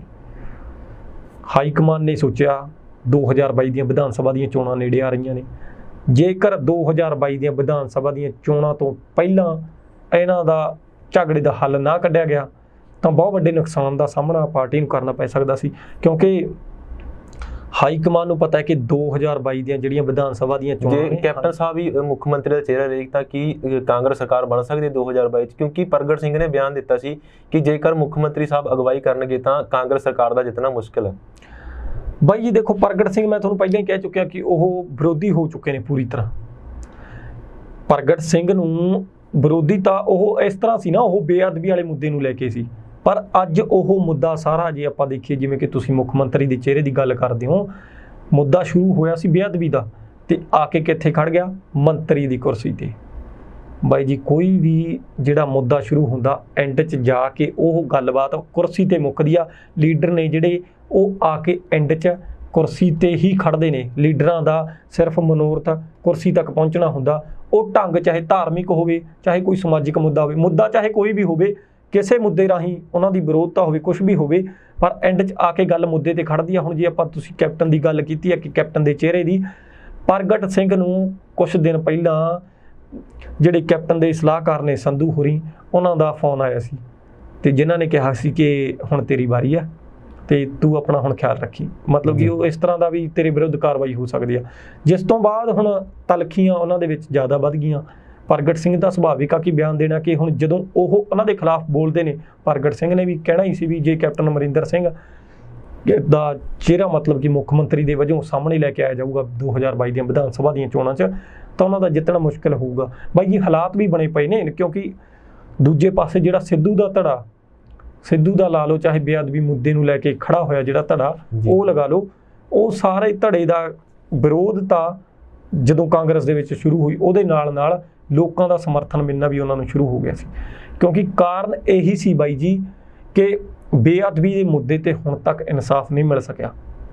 ਬੇਸ਼ੱਕ ਪਿੱਛੇ ਜੇ ਨਵੀਂ ਬਣਾਈ ਗਈ ਪੰਜਾਬ ਸਰਕਾਰ ਵੱਲੋਂ ਜਿਹੜੀ ਸਿੱਟ ਬਣਾਈ ਗਈ ਸੀ, ਨਵੀਂ ਸਿੱਟ ਨੇ ਕੁਛ ਕੁ ਬੰਦੇ ਨੇ ਜਿਹੜੇ 6 ਬੰਦੇ ਫੜੇ ਗਏ ਸੀ, ਜਿਹੜੇ ਕਿ ਡੇਰਾ ਪ੍ਰੇਮੀ ਦੱਸੇ ਜਾ ਰਹੇ ਨੇ, ਜਿਹਦੇ ਵਿੱਚ ਕਾਰਨ ਦੱਸਿਆ ਗਿਆ ਕਿ ਉਹ ਜਿਹੜਾ ਰਾਮ ਰਹੀਮ ਹੈ ਡੇਰੇ ਦਾ ਮੁਖੀ ਸੀ, ਉਹਦਾ ਕੁਛ ਬੇਅਦਬੀ ਦਾ ਜਾਂ ਫਿਰ ਉਹਦੀ ਜਿਹੜੀ ਕਿਤੇ ਇਨਸਲਟ ਕੀਤੀ ਗਈ ਸੀ ਉਹਦਾ ਬਦਲਾ ਲੈਣ ਵਾਸਤੇ, ਜਾਂ ਫਿਰ ਉਹਨਾਂ ਦੀ ਕਹਿੰਦੇ ਵੀ MSG ਜਿਹੜੀ ਮੂਵੀ ਸੀ ਉਹ ਰਿਲੀਜ਼ ਨਹੀਂ ਹੋਣ ਦਿੱਤੀ ਗਈ, ਉਹਦਾ ਬਦਲਾ ਲੈਣ ਵਾਸਤੇ ਉਹਨਾਂ ਨੇ ਗੁਰੂ ਸਾਹਿਬ ਦੀ ਬੇਅਦਬੀ ਕੀਤੀ, ਗੁਰੂ ਗ੍ਰੰਥ ਸਾਹਿਬ ਜੀ ਦੀ ਬੇਅਦਬੀ ਕੀਤੀ।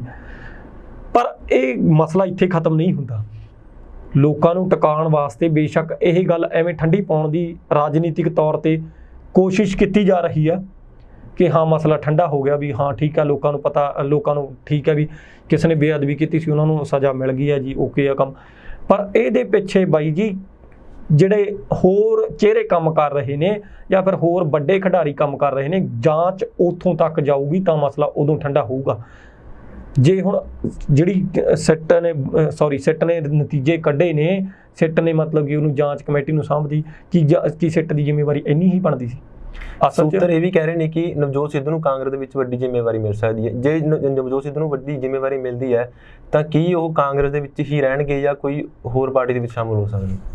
ਦੇਖੋ, ਮੈਂ ਇੱਥੇ ਹੀ ਤੁਹਾਡੀ ਗੱਲ ਲੈ ਕੇ ਆ ਰਿਹਾ ਸੀ ਨਾ ਕਿ ਜਦੋਂ ਹੁਣ ਇਹ ਬੇਅਦਬੀ ਦਾ ਮਾਮਲਾ ਦੱਬ ਲਿਆ, ਉਸ ਤੋਂ ਬਾਅਦ ਹੁਣ ਗੱਲ ਆ ਗਈ ਇਹ ਜਿਹੜੀ ਹਾਈ ਕਮਾਨ ਵੱਲੋਂ ਕਮੇਟੀ ਬਣਾਈ ਗਈ ਸੀ, ਹਰੀਸ਼ ਰਾਵਤ ਹੋ ਗਏ, JP ਅਗਰਵਾਲ ਹੋ ਗਏ, ਮਲਿਕ ਖੜਗੇ, ਇਹਨਾਂ ਨੂੰ ਤਿੰਨਾਂ ਨੂੰ ਮਿਲਾ ਕੇ ਹਾਈ ਕਮਾਨ ਵੱਲੋਂ ਕਮੇਟੀ ਬਣਾਈ ਗਈ ਸੀ ਕਿ ਜਿਹੜੇ ਆਪਣੇ ਪੰਜਾਬ ਕਾਂਗਰਸ ਦੇ ਵਿੱਚ ਚੱਲ ਰਿਹਾ ਕਲੇਸ਼ ਆ ਇਹਨੂੰ ਖਤਮ ਕੀਤਾ ਜਾਵੇ। ਪਰ ਅਸਲ ਦੇ ਵਿੱਚ ਪਹਿਲਾਂ ਸਿੱਧੂ ਨੂੰ ਬੁਲਾਇਆ ਗਿਆ। ਪਹਿਲੇ ਦਿਨ ਜਦੋਂ ਸਿੱਧੂ ਨੂੰ ਬੁਲਾਇਆ ਗਿਆ, ਨਵਜੋਤ ਸਿੰਘ ਸਿੱਧੂ ਕਮੇਟੀ ਤੋਂ ਮਿਲਣ ਤੋਂ ਬਾਅਦ ਜਦੋਂ ਬਾਹਰ ਆਉਂਦੇ ਨੇ ਤਾਂ ਨਵਜੋਤ ਸਿੰਘ ਸਿੱਧੂ ਦਾ ਹੌਸਲਾ ਦੇਖਣ ਵਾਲਾ ਸੀ। ਉਹਨਾਂ ਨੇ ਨਾਅਰੇ ਵੀ ਲਾਏ ਸੀ ਜਿੱਤੇਗਾ ਪੰਜਾਬ ਦੇ। ਨਵਜੋਤ ਸਿੰਘ ਸਿੱਧੂ ਨੇ ਕਿਹਾ ਜਿੱਤੇਗਾ ਪੰਜਾਬ, ਪੰਜਾਬ ਦੇ ਲੋਕਾਂ ਦੀ ਜਿੱਤ ਹੋਵੇਗੀ। ਮੈਂ ਆਮ ਲੋਕਾਂ ਦੀ ਗੱਲ ਰੱਖਣ ਗਿਆ ਸੀ। ਨਵਜੋਤ ਸਿੰਘ ਸਿੱਧੂ ਟੇਢੇ ਢੰਗ ਨਾਲ ਇਹ ਗੱਲ ਕਹਿੰਦੇ ਨੇ ਕਿ ਅਸਲ 'ਚ ਜਿੱਤ ਤਾਂ ਹੋਈ ਪਈ ਹੈ ਸਾਡੀ, ਜਿੱਤੇਗਾ ਪੰਜਾਬ, ਪੰਜਾਬ ਦੇ ਲੋਕਾਂ ਦੀ ਜਿੱਤ ਚਾਹੁੰਦਾ ਉਹ, ਤੇ ਪੰਜਾਬ ਦੇ ਲੋਕਾਂ ਦੀ ਜਿੱਤ ਦੇ ਨਾਲ ਨਾਲ ਉਹ ਕਹਿੰਦਾ ਵੀ ਮੈਂ ਜਿੱਤ ਚਾਹੁੰਦਾ, ਫਿਰ ਉਹਦੀ ਵੀ ਜਿੱਤ ਵਿੱਚ ਹੀ ਹੋਈ ਨਾ, ਉਹ ਆਪਣੀ ਜਿੱਤ ਵੀ ਚਾਹੁੰਦਾ। ਤੇ ਦੂਜੇ ਪਾਸੇ ਜਦੋਂ ਕੈਪਟਨ ਸਾਹਿਬ ਕੱਲ ਬਾਹਰ ਆਏ ਨੇ, ਕੱਲ ਕੈਪਟਨ ਸਾਹਿਬ ਨਾਲ ਮੀਟਿੰਗ ਰੱਖੀ ਗਈ ਸੀ, ਇਹ 3 ਮੈਂਬਰੀ ਜਿਹੜੀ ਕਮੇਟੀ ਸੀ ਉਹਦੀ ਕੈਪਟਨ ਸਾਹਿਬ ਨਾਲ ਮੀਟਿੰਗ ਹੋਈ ਹੈ। ਜਦੋਂ ਹੁਣ ਕੈਪਟਨ ਸਾਹਿਬ ਬਾਹਰ ਆਉਂਦੇ ਨੇ, ਕੈਪਟਨ ਸਾਹਿਬ ਨੇ ਮੀਡੀਆ ਨਾਲ ਕੋਈ ਖਾਸ ਗੱਲਬਾਤ ਨਹੀਂ ਕੀਤੀ। ਕੈਪਟਨ ਸਾਹਿਬ ਨੇ ਸਿੱਧਾ ਕਹਿਤਾ ਵੀ ਅਸੀਂ ਜਿਹੜੀਆਂ ਪਰਸਨਲ ਗੱਲਾਂ ਨੇ ਇਹ ਸਾਡੀਆਂ ਅੰਦਰ ਦੀਆਂ, ਉਹ ਮੈਂ ਮੀਡੀਆ ਨਾਲ ਨਹੀਂ ਸ਼ੇਅਰ ਕਰ ਸਕਦਾ। ਤੇ ਉਹਨਾਂ ਗੱਲਾਂ ਤੋਂ ਅੰਦਾਜ਼ਾ ਲਗਾਇਆ ਜਾ ਸਕਦਾ ਬੇਸ਼ੱਕ ਇਹਨਾਂ ਨੇ ਕੈਪਟਨ ਸਾਹਿਬ ਨੂੰ ਮੁੱਖ ਮੰਤਰੀ ਦਾ ਚਿਹਰਾ ਦੇਣ ਦਾ ਫੈਸਲਾ ਕਰ ਲਿਆ ਜਾਂ ਫਿਰ ਜਿਵੇਂ ਕਿ ਸੂਤਰਾਂ ਤੋਂ ਖਬਰਾਂ ਆ ਰਹੀਆਂ ਨੇ ਜੀ, ਹਾਲੇ ਬੇਸ਼ੱਕ ਦੇਖੋ ਸਪਸ਼ਟ ਤੌਰ ਤੇ ਇਹ ਗੱਲ ਨਹੀਂ ਕਹੀ ਗਈ ਹਾਈ ਕਮਾਨ ਵੱਲੋਂ ਕਿ ਹਾਂ ਕੈਪਟਨ ਅਮਰਿੰਦਰ ਸਿੰਘ ਨੂੰ ਹੀ ਮੁੱਖ ਮੰਤਰੀ ਦਾ ਚਿਹਰਾ ਬਣਾਇਆ ਜਾਵੇਗਾ, ਪਰ ਇੱਕ ਸੂਤਰਾਂ ਤੋਂ ਖਬਰਾਂ ਆ ਰਹੀਆਂ ਨੇ ਜੇ ਕੈਪਟਨ ਅਮਰਿੰਦਰ ਸਿੰਘ ਨੂੰ ਮੁੱਖ ਮੰਤਰੀ ਦਾ ਚਿਹਰਾ 2022 ਦੀਆਂ ਵਿਧਾਨ ਸਭਾ ਦੀਆਂ ਚੋਣਾਂ 'ਚ ਬਣਾਇਆ ਜਾਂਦਾ ਤਾਂ ਬਾਈ ਜੀ ਇਹ ਗੱਲ ਕੈਪਟਨ ਲਈ ਕਿਤੇ ਨਾ ਕਿਤੇ ਫਾਇਦੇਮੰਦ ਹੋ ਸਕਦੀ ਆ, ਪਰ ਜਿਹੜੀ ਪੰਜਾਬ ਕਾਂਗਰਸ ਆ ਉਹਦੇ ਲਈ ਨੁਕਸਾਨਦੇਹ ਹੋ ਸਕਦੀ ਆ, ਕਿਉਂਕਿ ਨਵਜੋਤ ਸਿੰਘ ਸਿੱਧੂ ਤੇ ਕੈਪਟਨ ਦਾ ਮੈਨੂੰ ਨਹੀਂ ਲੱਗਦਾ ਕਿ ਉਹ ਹੁਣ ਆਪਸ 'ਚ ਇਕੱਠੇ ਹੋਣਗੇ। ਨਵਜੋਤ ਸਿੰਘ ਸਿੱਧੂ ਨੇ ਆਪਣੇ ਸਟੈਂਡ ਤੇ ਖੜੇ ਰਹਿਣ ਦੀ ਗੱਲ ਵੀ ਕਹੀ ਸੀ ਨਾ, ਜਦੋਂ ਉਹ ਮੀਟਿੰਗ ਤੋਂ ਬਾਹਰ ਆਏ ਨੇ, ਨਵਜੋਤ ਸਿੰਘ ਸਿੱਧੂ ਨੇ ਇਹ ਗੱਲ ਵੀ ਕਹੀ ਸੀ ਮੈਂ ਸਟੈਂਡ ਤੇ ਪੱਕਾ ਹਾਂ ਤੇ ਆਪਣੇ ਸਟੈਂਡ ਤੇ ਰਹਾਂਗਾ। ਫਿਰ ਜਦੋਂ ਇਹ ਗੱਲਾਂ ਬਾਈ ਜੀ ਸਾਹਮਣੇ ਆਉਂਦੀਆਂ ਨੇ ਤਾਂ ਨਵਜੋਤ ਸਿੰਘ ਸਿੱਧੂ ਤੋਂ ਕਿਤੇ ਨਾ ਕਿਤੇ ਇਹ ਗੱਲ ਵੀ ਸਮਝੀ ਜਾ ਸਕਦੀ ਹੈ, ਇਹਨਾਂ ਤੋਂ ਇਸ ਚੀਜ਼ ਦਾ ਇਸ਼ਾਰਾ ਸਮਝਿਆ ਜਾ ਸਕਦਾ ਕਿ ਮੈਂ ਜਿਹੜਾ ਕੈਪਟਨ ਨਾਲ ਸਹਿਮਤੀ ਨਹੀਂ ਜਤਾਵਾਂਗਾ। ਜੇ ਮੁੱਖ ਮੰਤਰੀ ਕੈਪਟਨ ਅਗਵਾਈ ਕਰਦੇ ਨੇ ਪੰਜਾਬ ਕਾਂਗਰਸ ਦੀ 2022 ਦੇ ਵਿੱਚ ਤਾਂ ਕੀ ਜਿੱਤਣ ਦੇ ਆਸਾਰ ਹੈ ਨੇ? ਕਿਉਂਕਿ ਲੋਕਾਂ ਵਿੱਚ ਉਹਨਾਂ ਦੇ ਪ੍ਰਤੀ ਨਾਰਾਜ਼ਗੀ ਬਹੁਤ ਹੈ, ਚਾਹੇ ਉਹ ਬੇਅਦਬੀ ਮਸਲਿਆਂ ਨੂੰ ਹੋਵੇ ਜਾਂ ਫਿਰ ਜਿਹੜੇ ਉਹਨਾਂ ਨੇ ਵਾਅਦੇ ਕੀਤੇ ਸੀ ਉਹ ਪੂਰੇ ਨਹੀਂ ਕੀਤੇ। ਬਾਈ ਜੀ ਵਾਅਦਿਆਂ ਦੀ ਜੇ ਗੱਲ ਕਰ ਲਈਏ, ਤੁਸੀਂ ਬੇਅਦਬੀ ਦਾ ਤਾਂ ਮਸਲਾ ਆਪਾਂ ਨੂੰ ਪਤਾ ਹੀ ਹੈ ਕਿ ਮੈਂ ਤੁਹਾਨੂੰ ਹੁਣੀ ਦੱਸ ਕੇ ਹਟਿਆ ਵੀ ਬੇਅਦਬੀ ਦੇ ਮਸਲੇ ਤੇ ਬੇਸ਼ੱਕ ਲੋਕਾਂ ਨੂੰ ਠੰਡੇ ਕਰਨ ਲਈ ਇਸ ਤਰ੍ਹਾਂ ਮਤਲਬ ਕਿ ਉਹ ਜਿਹੜੇ ਮੁਲਜ਼ਮ ਨੇ ਉਹਨਾਂ ਤੋਂ ਇਸ ਤਰ੍ਹਾਂ ਦੀਆਂ ਗੱਲਾਂ ਕਹਾਈਆਂ ਗਈਆਂ ਨੇ ਕਿ ਹਾਂ ਤੁਸੀਂ ਠੀਕ ਆ, ਜਾਂ ਫਿਰ ਉਹਨਾਂ ਨੇ ਆਪ ਹੀ ਉਹ ਹੋ ਵੀ ਸਕਦਾ ਕਿ ਉਹਨਾਂ ਨੇ ਇਸ ਵਾਸਤੇ ਕੀਤਾ ਹੋਵੇ, ਪਰ ਉਹਦੇ ਪਿੱਛੇ ਜਿਹੜੇ ਹੋਰ ਜਿਹੜੇ ਵੱਡੇ ਮੋਹਰੇ ਕੰਮ ਕਰ ਰਹੇ ਨੇ ਉਹਨਾਂ ਦਾ ਫੜਿਆ ਜਾਣਾ ਬਹੁਤ ਜ਼ਰੂਰੀ ਆ। ਜਦੋਂ ਤੱਕ ਉਹਨਾਂ ਦੇ ਜਿਹੜੇ ਆਕਾ ਨੇ ਪਿੱਛੇ ਬੈਠੇ ਨੇ, ਉਹ ਜਿਸ ਬੰਦੇ ਨੇ ਪਲੈਨਿੰਗ ਕੀਤੀ ਹੈ, ਜਿਹੜੇ ਉਹਨਾਂ ਦੇ ਮਾਸਟਰ ਮਾਈਂਡ ਨੇ ਉਹ ਨਹੀਂ ਫੜੇ ਜਾਂਦੇ, ਉਦੋਂ ਤੱਕ ਬੇਅਦਬੀ ਦਾ ਮਾਮਲਾ ਨਹੀਂ ਠੰਡਾ ਹੋ ਸਕਦਾ। ਤੇ ਕੈਪਟਨ ਸਰਕਾਰ ਨੂੰ ਵੀ ਲੋਕ ਉਦੋਂ ਤੱਕ ਅਪੀਲਾਂ ਕਰਦੇ ਰਹਿਣਗੇ, ਇਨਸਾਫ ਦੀ ਮੰਗ ਕਰਦੇ ਰਹਿਣਗੇ। ਤੇ ਦੂਜੇ ਪਾਸੇ ਜਿਹੜੀ ਤੁਸੀਂ ਵਾਅਦਿਆਂ ਦੀ ਗੱਲ ਕਰਦੇ ਹੋ, ਕੈਪਟਨ ਸਾਹਿਬ ਦੇ ਵਾਅਦਿਆਂ ਦੇ ਕਰੀਏ ਤਾਂ ਹੁਣ ਬੱਚਿਆਂ ਵਾਂਗੂ ਉਹਨਾਂ ਦੇ ਹਰਕਤਾਂ ਅਤੇ ਆ ਗਏ, ਹੁਣ ਹਾਸੀ ਆਉਂਦੀ ਉਹਨਾਂ ਦੇ ਵਾਅਦਿਆਂ ਤੇ, ਕਿਉਂਕਿ ਕੈਪਟਨ ਸਾਹਿਬ ਨੇ ਗੁਟਕਾ ਸਾਹਿਬ ਦੀ ਸਹੁੰ ਖਾ ਕੇ ਇਹ ਗੱਲ ਕਹੀ ਸੀ ਕਿ ਮੈਂ ਨਸ਼ੇ ਦਾ ਲੱਕ ਤੋੜ ਕੇ ਰੱਖ ਦੂੰਗਾ। 2 ਮਹੀਨੇ 3 ਮਹੀਨੇ 4 ਮਹੀਨਿਆਂ ਦਾ ਟਾਈਮ ਲਿਆ, ਠੀਕ ਆ, ਉਹਨਾਂ ਨੇ ਕੁਝ ਸਮਾਂ ਮੰਗਿਆ ਕਿ ਇੰਨੇ ਸਮੇਂ 'ਚ ਮੈਂ ਨਸ਼ਿਆਂ ਦਾ ਲੱਕ ਤੋੜ ਕੇ ਰੱਖ ਦੂੰਗਾ। ਪਰ ਦੂਜੀ ਵਾਰੀ ਜਦੋਂ ਕੈਪਟਨ ਸਾਹਿਬ ਨੂੰ ਕਿਸੇ ਪੱਤਰਕਾਰ ਵੱਲੋਂ ਸਵਾਲ ਕਰਿਆ ਗਿਆ ਕਿ ਤੁਸੀਂ ਤਾਂ ਇਹ ਗੱਲ ਕਹੀ ਸੀ, ਲੋਕਾਂ ਵੱਲੋਂ ਸਵਾਲ ਉਠਾਏ ਗਏ ਕਿ ਤੁਸੀਂ ਤਾਂ ਇਹ ਗੱਲ ਕਹੀ ਸੀ ਕਿ ਮੈਂ ਇੰਨੇ ਟਾਈਮ 'ਚ ਨਸ਼ਿਆਂ ਦਾ ਲੱਕ ਤੋੜ ਕੇ ਰੱਖ ਦੂੰਗਾ, ਤਾਂ ਕੈਪਟਨ ਸਾਹਿਬ ਦਾ ਬਿਆਨ ਆਉਂਦਾ ਹੈ ਕਿ ਮੈਂ ਇਹ ਗੱਲ ਕਹੀ ਸੀ ਕਿ ਨਸ਼ਿਆਂ ਦਾ ਲੱਕ ਤੋੜ ਕੇ ਰੱਖ ਦੂੰ, ਮੈਂ ਇਹ ਗੱਲ ਨਹੀਂ ਕਹੀ ਸੀ ਕਿ ਮੈਂ ਨਸ਼ੇ ਖਤਮ ਕਰ ਦੂੰਗਾ।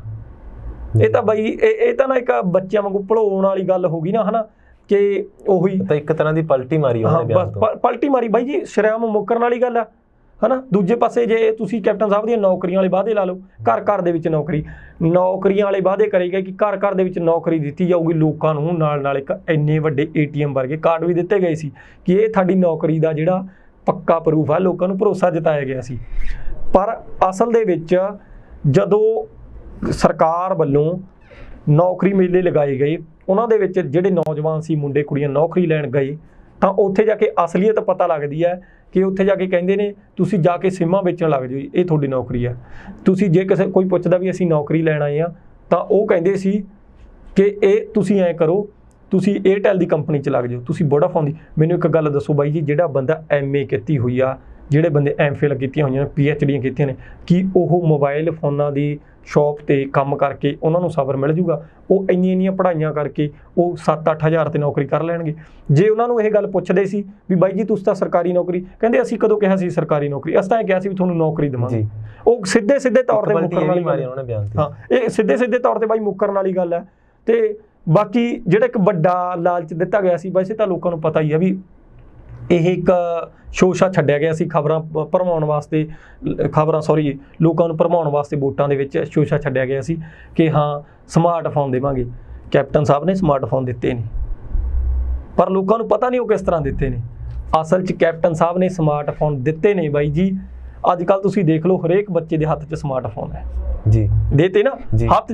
ਕੈਪਟਨ ਸਾਹਿਬ ਨੇ ਇਹ ਗੱਲ ਨਹੀਂ ਕਹੀ ਕਿ ਸਮਾਰਟਫੋਨ ਅਸੀਂ ਆਪਣੀ ਸਰਕਾਰ ਵੱਲੋਂ ਦੇਵਾਂਗੇ। ਕੈਪਟਨ ਸਾਹਿਬ ਨੇ ਕਿਹਾ ਸੀ ਵੀ ਤੁਹਾਨੂੰ ਸਮਾਰਟਫੋਨ ਮਿਲਣਗੇ, ਤੁਹਾਡੇ ਸਮਾਰਟਫੋਨ ਮਿਲ ਗਏ, ਬੱਚਿਆਂ ਦੇ ਹੱਥ 'ਚ ਸਮਾਰਟਫੋਨ ਨੇ। ਬੇਸ਼ੱਕ ਕਿਸੇ ਦੇ ਗਰੀਬ ਦਾ ਆਪਣੀ ਦਿਹਾੜੀ ਪੂਰ ਕੇ ਆਪਣੀ ਰੋਟੀ ਪਾਣੀ ਚੰਗਾ ਨਾ ਹੋਵੇ, ਰੋਟੀ ਪਾਣੀ ਦਾ ਨਾ ਸਰਦਾ ਹੋਵੇ, ਪਰ ਬੱਚਿਆਂ ਦੀ ਪੜ੍ਹਾਈ ਕਰਾਉਣ ਵਾਸਤੇ ਹਰੇਕ ਬੰਦੇ ਨੂੰ ਆਪਣਾ ਨੈੱਟ ਪੈਕ ਵੀ ਪਵਾਉਣਾ ਪੈਂਦਾ, ਸਮਾਰਟਫੋਨ ਵੀ ਦੇਣਾ ਪੈਂਦਾ।